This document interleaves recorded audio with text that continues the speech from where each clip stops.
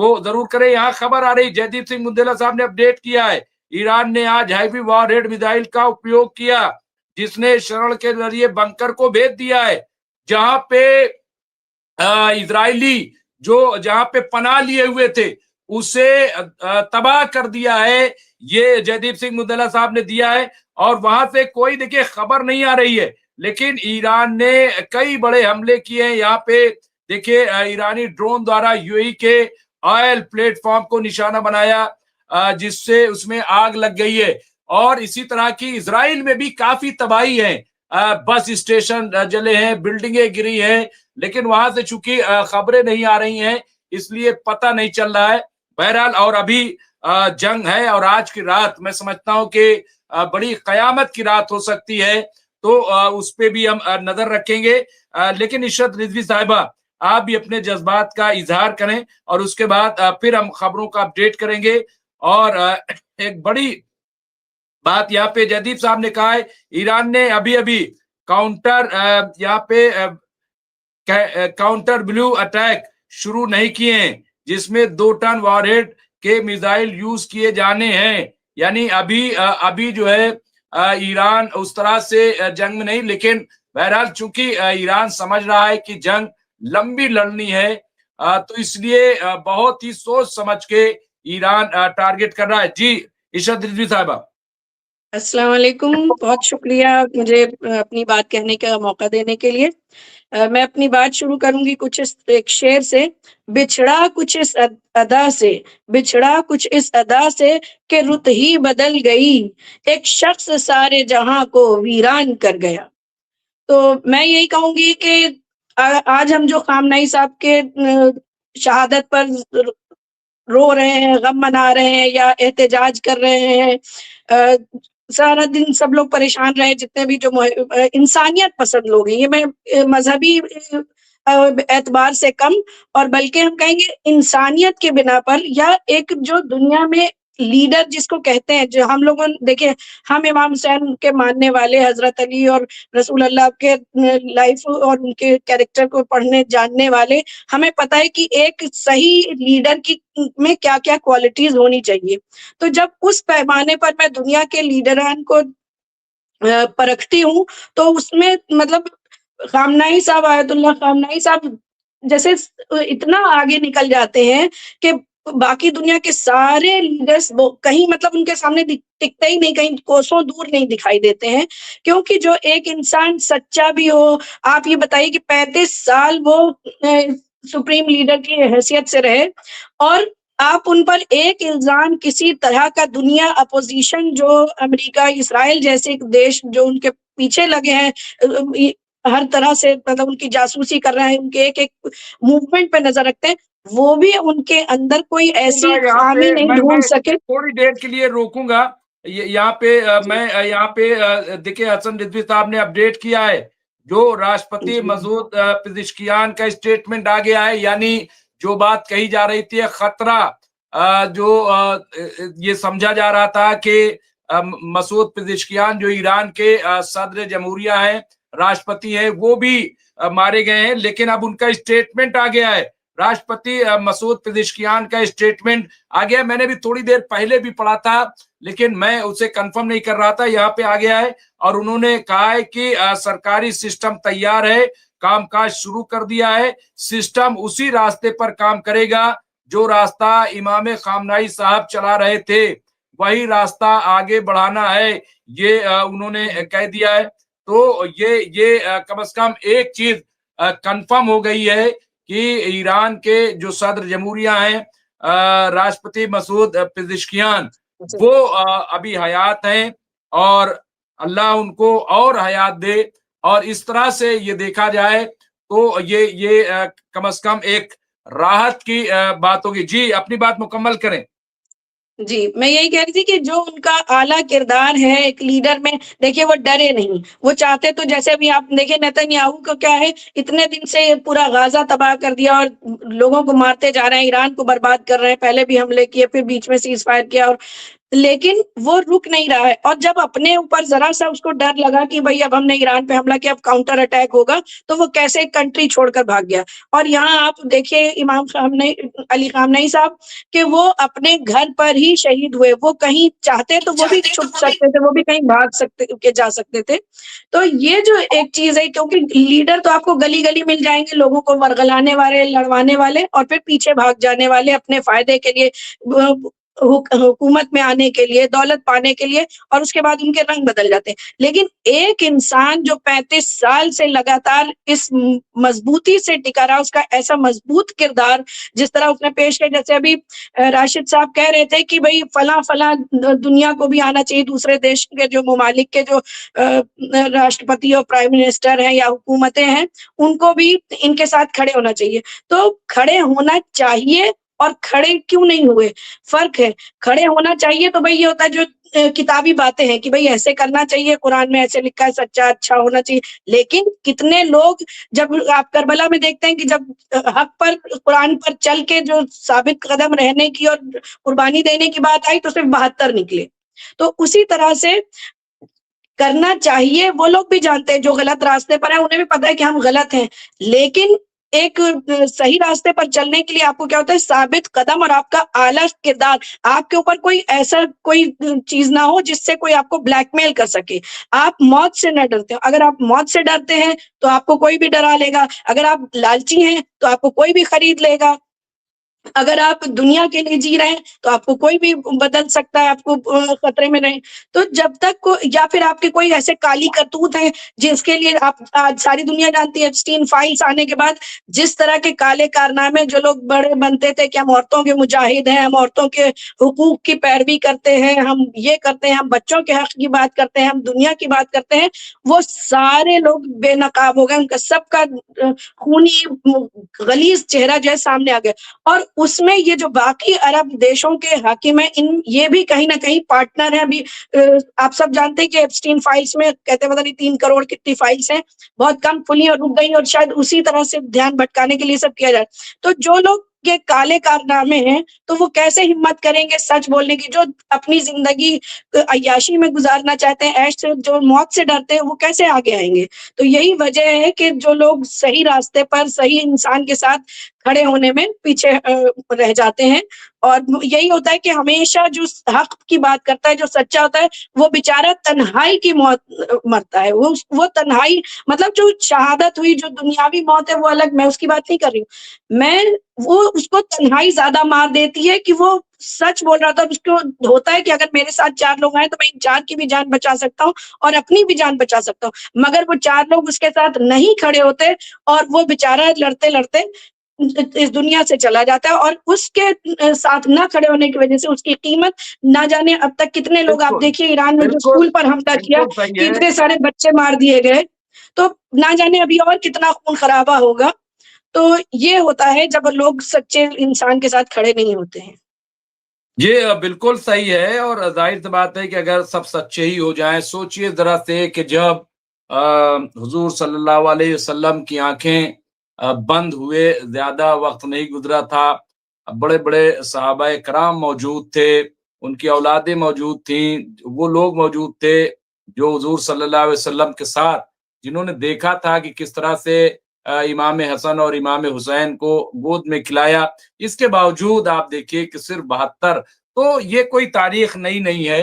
लड़ने वाले मुजाहिदाना जज्बा जो है वो कम ही लोगों में पैदा होता है। बहरहाल ये बातें हैं। मैं अभी टेक्निकल बात करूंगा। यहाँ पे कई ऐसी खबरें आ रही। जयदीप साहब ने कहा है कि IRGC, उसने दावा किया है कि हमने इस क्षेत्र में विभिन्न अमेरिकी ठिकानों को निशाना बनाया, जिसके नतीजे में 560 अमेरिकी फौजी अब तक मारे गए। 560 की खबर आ रही है।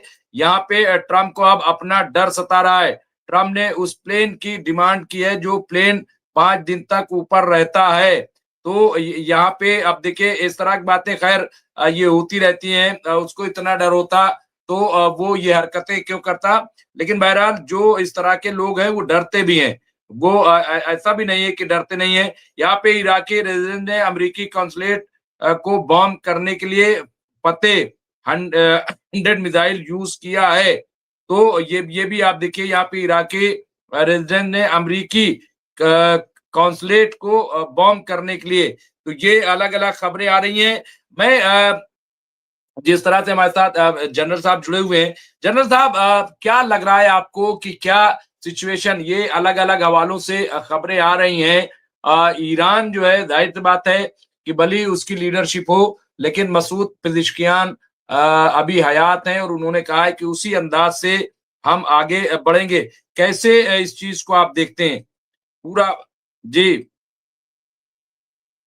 देखिए मुमताज भाई, ये बड़ा क्रिटिकल वक्त है ईरान के लिए और उसकी लीडरशिप के लिए, जिनके पास अभी लीडरशिप आ रही है, और उनकी आवाम का भी ये एक बहुत बड़ा क्रिटिकल टेस्ट है। और ये आने वाले चंद दिन तय करेंगे कि ईरान का मुस्तकबिल क्या होगा। देखिए, अगर आप ट्रम्प की बातें देखें तो उसने ये जंग क्यों मुसल्लत की, उसने अपनी स्टेटमेंट में अपना ऑब्जेक्टिव क्या दिया। उसने बोला कि रिजीम चेंज का मतलब कि ये जो इनकलाबी सरकार है इसे हटा के यहाँ पे जो अमेरिका नवाज जैसे बाकी आसपास के खित्ते में है, ऐसी किसी सरकार को कायम करना, या शाह के बेटे को, जो पुराना रिजा शाह पहलवी का बेटा है, उसे लाके यहाँ पे सदर बना के बिठा देना। और जो नेतन्याहू है उसका क्या ऑब्जेक्टिव है? उसका ऑब्जेक्टिव है कि ईरान को पूरी तरह से डिस्ट्रॉय करना। तो ये दोनों जो लीडर हैं, अपनी इस मंशा के साथ इन्होंने ये जंग शुरू की है। और इसे रोकने के लिए, जैसे मैं कह रहा था, कि सबसे पहले जो ये इनकलाबी हुकूमत है, सरकार है, इसकी लीडरशिप को प्रिजर्व करना जरूरी है। पॉलिटिकल लीडरशिप, मिलिट्री लीडरशिप, इसे प्रिजर्व करना जरूरी है। इसके बाद जो क्रिटिकल पॉइंट है वो ईरान की आवाम है। ये जो ईरान की आवाम को बरगला के इस इनकलाबी सरकार के अगेंस्ट करने की कोशिश कर रहे हैं, उनकी सारी कोशिशों को नाकाम करके वहाँ की आवाम अगर अपनी सरकार, अपनी कौम, अपनी नेशन के साथ खड़ी होती है, तो ये इन दोनों की सबसे बड़ी हार होगी। तो जो वहाँ की आवाम है, ये एक बड़ा क्रिटिकल मास है। तो पहली मेरी नज़र में ये दो चीज़ें वहाँ पे आने वाले चंद दिन तय करेंगे कि किस तरह से आगे बढ़ती हैं। तीसरी चीज़ है कि देखिए, उनके पास जो ये बड़ी ओवरवेलमिंग फोर्स है अमेरिका के पास, और इसराइल के पास जो उनके पास एयर फोर्स है, जो मिसाइल टेक्नोलॉजी है, वो हम भी पता थी कि ये ईरानियन स्काई को ये डोमिनेट करेंगे। ये हम बातें करते रहे हैं।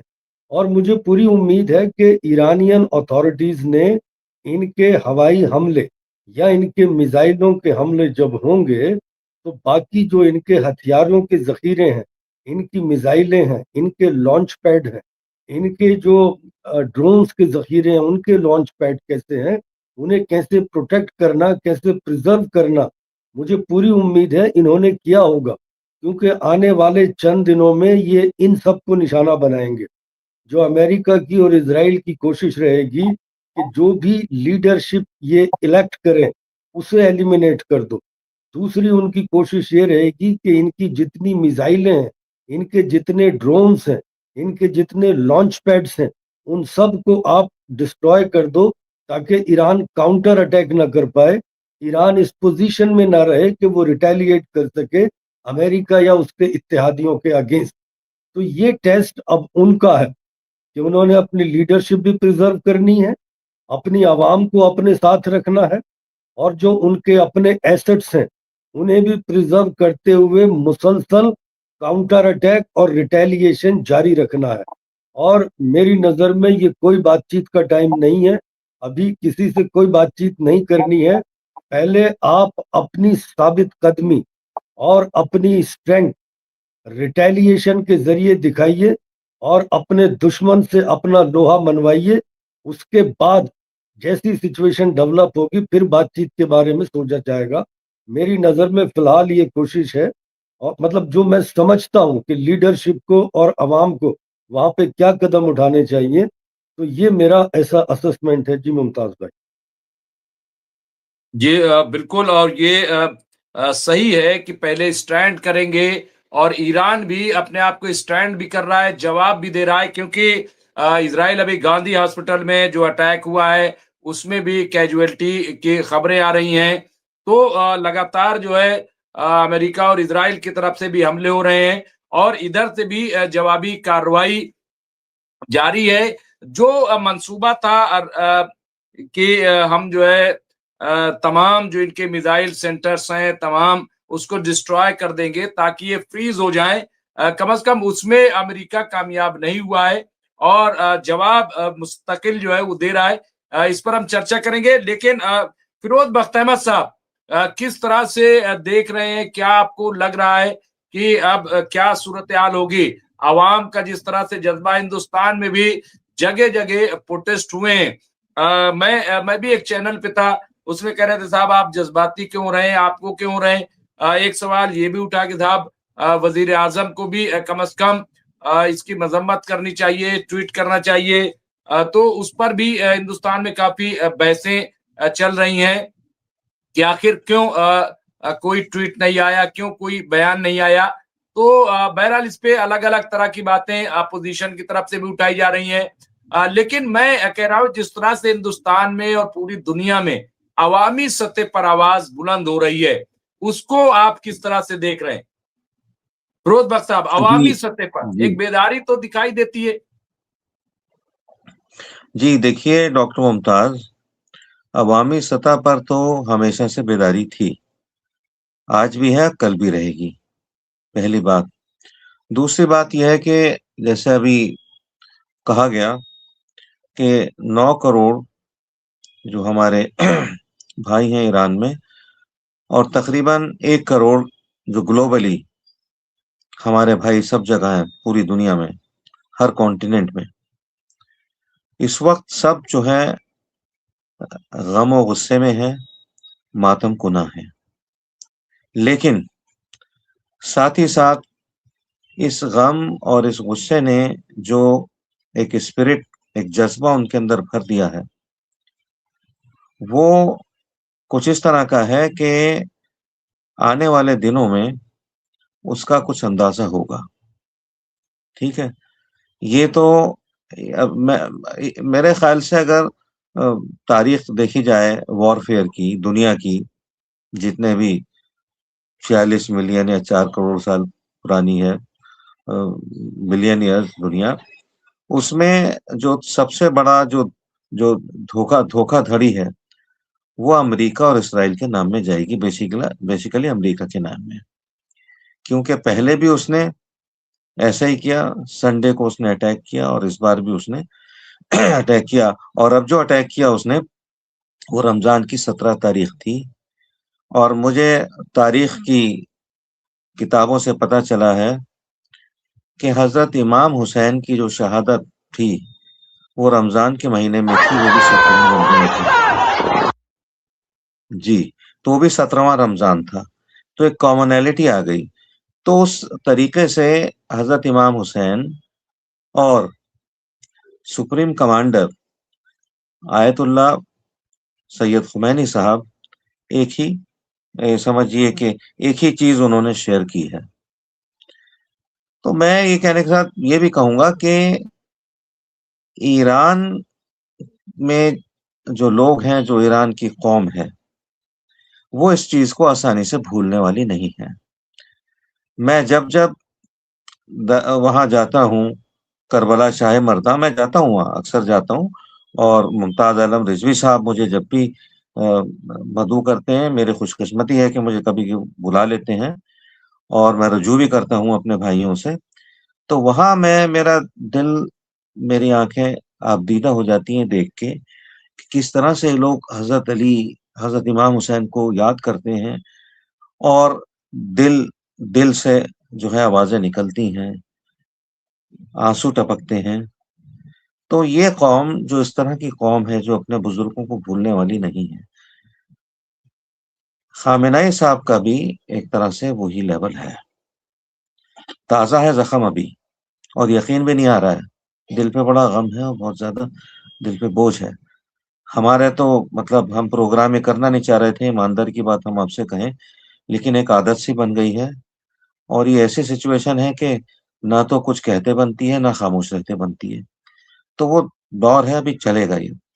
लेकिन ये जो दौर है एक ऐसा जज्बा देगी ईरान को, ईरान इंशाल्लाह इससे उभर के आएगा। और ये इसमें घबराने की बात नहीं है, अल्लाह का हुक्म था, एक एक चीज अल्लाह के हुक्म से होती है, उसकी मर्जी के बगैर पत्ता भी नहीं फड़कता। लेकिन ये हमारे लिए बड़ी, ये समझिए कि फख्र की बात है कि वो शख्स कि जिसका नाम खामेनेई था, ना तो वो वहां से भागा, ना वो बंकर में गया, उसने शहादत का जाम कबूल किया। आने वाले दिनों में किताबें लिखी जाएंगी, क्या खबर थोड़े दिन बाद हमारे मुमताज आलम रिजवी साहब भी एक किताब इस पे लिख दें। बहुत किताबें इस पे लिखी जाएंगी। एक मर्द आहन था जिसने घुटने नहीं टेके जालिम के आगे। बिल्कुल हम उनको हजरत इमाम हुसैन की इमेज में देखते हैं। वो 1400 साल पहले का वाकया था, ये आज का वाकया है। लेकिन मैं उम्मीद ये करता हूँ, बावजूद इसके कि ईरान इतना ताकतवर नहीं है जितना अमेरिका है, या उसका जालिम जो नाजायज औलाद है आपका इसराइल, इतना, ये दोनों मिल गए हैं, इतना पावरफुल नहीं है ईरान। लेकिन उसके पास किरदार की ताकत है, उसके पास हक की और सच्चाई की ताकत है, और अल्लाह की ताकत है। तो ये चलिए, जज्बा जो बिल्कुल है ये उतना काम उतनी करेगा। ताकतवर, जी जी, उतने ताकतवर नहीं है, और ये इसमें कोई दो राय नहीं है, और ये बात खुद ईरान को पता है। लेकिन जाहिर सी बात है, जंगें जैसा कि जनरल साहब कहते हैं हौसले से लड़ी जाती है, और ईरान के पास शहादत का जज्बा है। वो राशिद रिजवी साहब अभी तक अगर देखा जाए तो किसी तरह की रूस और चीन से क्या लग रहा है, कोई इंफॉर्मेशन है कि कोई बहुत बड़ी चीज कोई सामने आई हो इनकी तरफ से, या ये क्या क्या आपको लग रहा है? मुमताज भाई, रूस और चीन से तो इनको मिल सकती है स्ट्रेटजी आज की डेट में, और उनको लाइव लोकेशन के बारे में कि यहाँ पर अटैक करो, यहाँ पे एक्टिविटी हो रही है, जबकि ये रूस और चीन इसमें फ्लॉप रहा, फेल हो गया है इसमें। वो जब उन्होंने वहां से मिसाइल मारी थी इजराइल से, उनको फौरन इन्फॉर्म करना चाहिए था कि वहां से मिसाइल चल चुकी है, कोई खबर नहीं हुई। और आज अभी शाम से इनका जो आयरन ड्रोम है वो एक्टिव हो गया है, जो ये अटैक कर रहे हैं आयरन ड्रोम उसको डिटेक्ट कर रहा है, इंटरसेप्ट कर रहा है। तो जो कैजुअलिटीज की गिनतियां बढ़नी थी वो थोड़ा कम हो जाएंगी। ऐसा नहीं कैजुअलिटी नहीं होगी, होगी, बट उसकी गिनती थोड़ा कम हो जाएगी।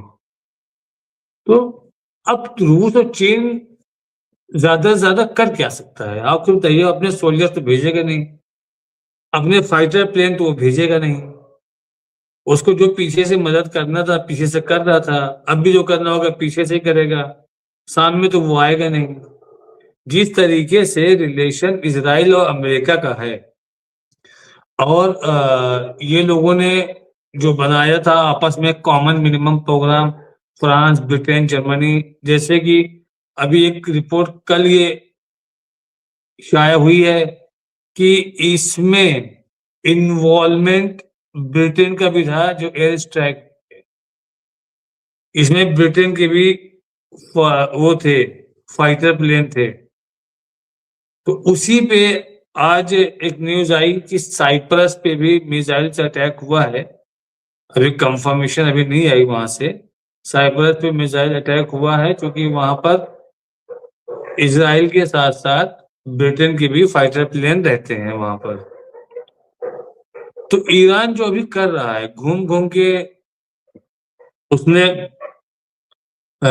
जितने भी इनके अड्डे थे अमेरिका के तहस नहस किए, बॉम्बिंग की और ड्रोन मारे। तो वो एक तो चीज समझ में आती है, लेकिन आज एक ताज्जुब चीज लगी कि यूएई का एक मुमताज भाई वो था रिफाइन वाला सिस्टम समंदर में जहां से क्रूड ऑयल निकालते हैं, वहां पर एक ड्रोन मारा। तो कल को ऐसा ना हो कि अगर ईरान कुछ ज्यादा करने लगेगा उनके पर्सनल एसेट पे, तो ये सब मिलके वापस से ईरान के खिलाफ अटैक करना चालू कर रहे हैं। अभी तो खामोश बैठे हैं ये, क्योंकि ईरान ने कहा है कि ये हमला आप पे नहीं है, ये अमेरिकन बेस पे यानी अमेरिका पे है। तो ये कह करके उनकी जबान वो चुप करा सकता है। जैसे CIA के का जो हेडक्वार्टर था दुबई में, उस पे उन्होंने हमला किया, उसमें आग लग गई। तो आपने कह दिया कि जहां जहां पर IDF और CIA वाले हमको दिखेंगे हम मारेंगे, मोसाद लोग दिखेंगे, तो वो समझ में आता है, ठीक है। लेकिन जो इनके पोर्ट वगैरह हैं, उन सब चीजों को थोड़ा सा ईरान को अवॉइड करना चाहिए। गुस्सा है, ठीक है, नाराजगी है, वो भी ठीक है आपकी। आप बिल्कुल मारो, इसराइल में घुस घुस के मारो आप। हम तो कहते हैं कि इसराइल ने मौका दे दिया है आपको, जो आप ढूंढ रहे थे। अब मारो घुस घुस के इसराइल को, कायदे से क्यों नहीं मार रहे हो? क्यों आप 5-5 7-7 मिसाइल फेंक रहे हो? आप हाइपरसोनिक फेंको एक साथ 150 लाइन लगा दो, वो कितना डिटेक्ट करेंगे? उनके आयरन डोम था, कितना डिटेक्ट करेंगे? 10% परफॉर्म करेगी, 10% में इसराइल का काम हो जाएगा। और काफी एरिया डिस्टर्ब हुआ है, ऐसा नहीं हुआ है। बंकर को फाड़ दिया है, बंकर के अंदर लोग घुसे हुए थे, फाड़ते हुए अंदर घुस गए, उसमें 8-9 लोगों की कैजुअलिटी हुई है, पीछे 21 घायल हुए हैं, शाम तक की रिपोर्ट थी। तो आज की डेट में ईरान को पूरा इनकी स्ट्रेटेजी इनसे लेना बहुत जरूरी है, क्योंकि इनके पास, रशिया के पास, चाइना के पास एडवांस स्ट्रेटेजी है। हमको तो ये नहीं लगता कि रशिया और चाइना क्यों अपने आप को दूर रखे हुए हैं। जब ब्रिटेन, फ्रांस, अमेरिका, इजराइल एक होके लड़ रहे हैं, तो आपको एक होने में क्या दिक्कत है? आप खुल के आप भी आ जाओ, तो उससे सामने वाले पे प्रेशर पड़ेगा। आप खुल मैं के एक नहीं रोकूंगा, आ और जाओ। ये देखिए, मैं रोकूंगा। और ये क्या कांग्रेस ने आज कहा है, एक राय जो है अपोजिशन की, मैं सुनाना चाहता था यहाँ पे। देखिए, मैं चाहता हूँ कि 24 घंटे इसको, बहुत कुछ हुआ, पूरी दुनिया एक तरह से हिल गई। ईरान में आयतुल्लाह खamenei की इजराइल और अमेरिका के हाथों हत्या हो गई।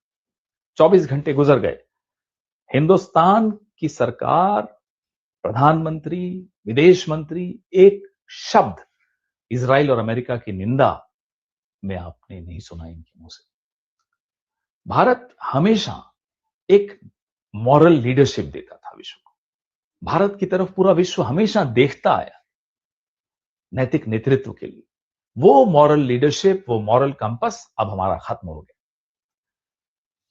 कुछ 2 दिन पहले नरेंद्र मोदी जी इजराइल की यात्रा पर थे, किसी को नहीं समझ में आया क्यों गए। लौटने के 48 घंटे के भीतर हिंदुस्तान के पुराने दोस्त ईरान पर नरेंद्र मोदी जी के नए दोस्त इजराइल ने हमला किया। नरेंद्र मोदी चुप रहे, कुछ नहीं बोले। माह रमजान में आयतुल्लाह खamenei की शहादत इतिहास में दर्ज हो गई। हर मजहब, हर धर्म शहादत पर, बलिदान पर, शहीदी पर, क्रूसिफिक्शन पर बहुत कुछ लिखता है, बहुत उसको ग्लोरीफाई करता है, और वो ग्लोरीफाई करने योग्य बात है। आप क्रिश्चियनिटी पर आइए। The crucifixion of Christ immortalize Christianity. प्रभु यीशु अगर सलीब पर नहीं चढ़ते तो ईसाई धर्म अमर नहीं होता जैसा हुआ। गुरु गोविंद सिंह 4 साहिबजादों की शहादत के बाद कहते हैं, इन पुत्रन के शीस पर वार दिए सुत 4 मुए तो क्या हुआ, जीवित कई हजार। हमारे कुछ शिया दोस्त बचपन से अपने घर में सुनते आए थे कि जिंदगी जियो तो अली की तरह और शहादत हो तो हुसैन की तरह। भगवान कृष्ण अर्जुन को कहते हैं, हे कौन्तेय, यदि तुम युद्ध में मारे जाओगे तो स्वर्ग को प्राप्त करोगे, यदि तुम युद्ध में मारे जाओगे तो स्वर्ग को प्राप्त करोगे, और यदि जीत जाओगे तो पृथ्वी का राज्य भोगोगे। जो शहादत हुई आयतुल्लाह खamenei साहब की, वह तो इतिहास में, जैसा मैंने कहा, दर्ज होगी ही, लेकिन हमारी चुप्पी, हमारी कायरता, यह भी इतिहास में दर्ज हो गई। जिल्लत एक बहुत बहुत पावरफुल इमोशन जिसको कहते हैं, वो होती है। किसी शख्स को, किसी मुल्क को, किसी कौम को जब आप जलील करते हो तो उस जिल्लत के खिलाफ उसके, उस शख्स के, उस कौम के, उस मुल्क के मन में नफरत पैदा होती है और उस नफरत के अंदर गुस्सा होता है। उस गुस्से में इतिहास में आने वाले जंग दर्ज होते हैं।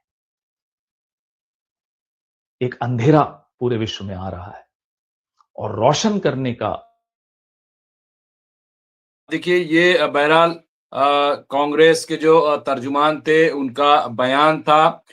ये मैं बता रहा हूं कि हिंदुस्तान में भी आवाज उठ रही, मेरा मकसद सिर्फ ये था, और उन्होंने जिस तरह से इसको पेश किया है। जी राशिद रिज साहब, अपनी बात का कंप्लीट करने। यहाँ पे राजा सिंह राजपूत साहब लिखा है, आयतुल्ला अली खामनाई ने कहा था कि वो सामान्य जीवन जीते रहेंगे और बंकर में छिपने जैसे सुरक्षा उपायों से इनकार कर दिया था।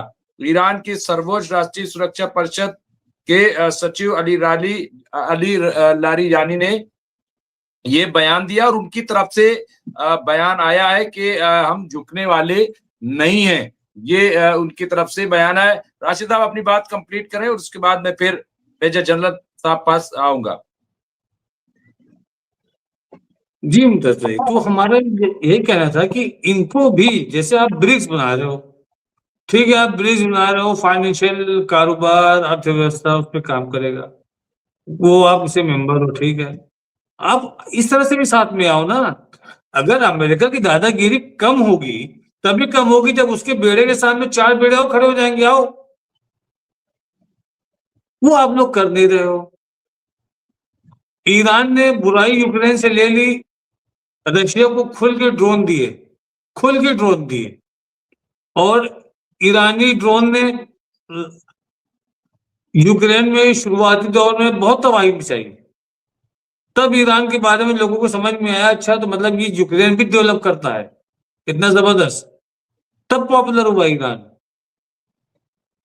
तो जब आज ईरान पे बात आ गई है, आप लोग बैठे हो, ठीक है, ईरान को पता है उसको लड़ाई अपनी खुद लड़ना है। ऐसा नहीं है कि उनके अटैक के बाद उसने जबरदस्त 8 देशों के कई ठिकानों पर अटैक चालू कर दिया। उसने,